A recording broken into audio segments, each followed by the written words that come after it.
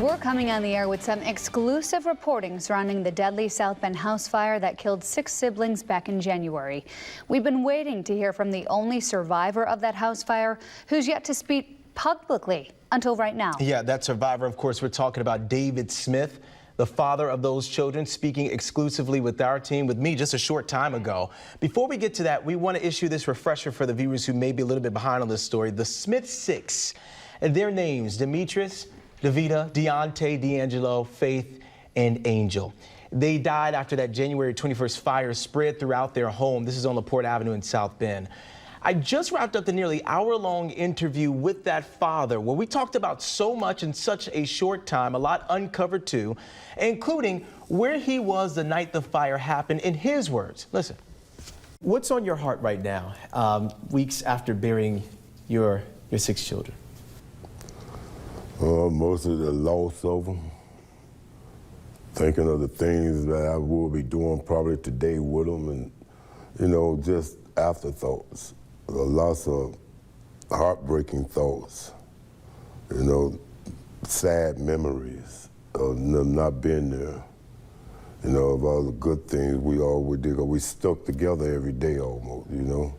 We did everything together. So I'm deeply missing mostly that. Describe them all in one word, if you can. Lovable little kids. They were daddy babies.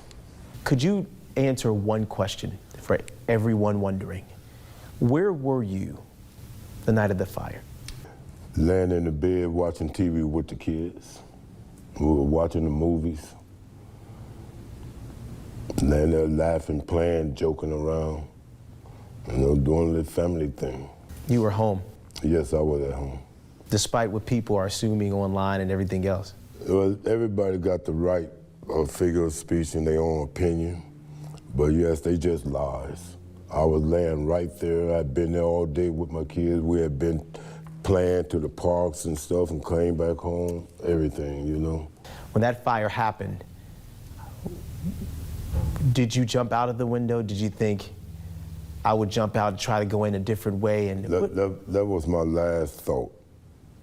That was the last thought. That was the final thought I had, because you couldn't see nothing. You couldn't breathe.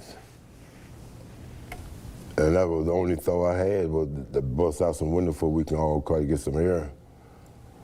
You know, and I would try to do what I can to get them out of there. But I made several attempts and they failed. So we talked more about the speculation online, the rumors online as well about what happened that night. This is the first time we're hearing from him in vivid detail about where he was and when. He wanted to make one thing clear to our team as well. He says those people online, they don't know him, but those who do know that he's a good father. A very emotional interview, too. Did you talk more about that night? We tried to. We pressed him on several questions. Eventually, he did say that he was advised by his lawyers, his attorneys, not to talk about the fire specifically.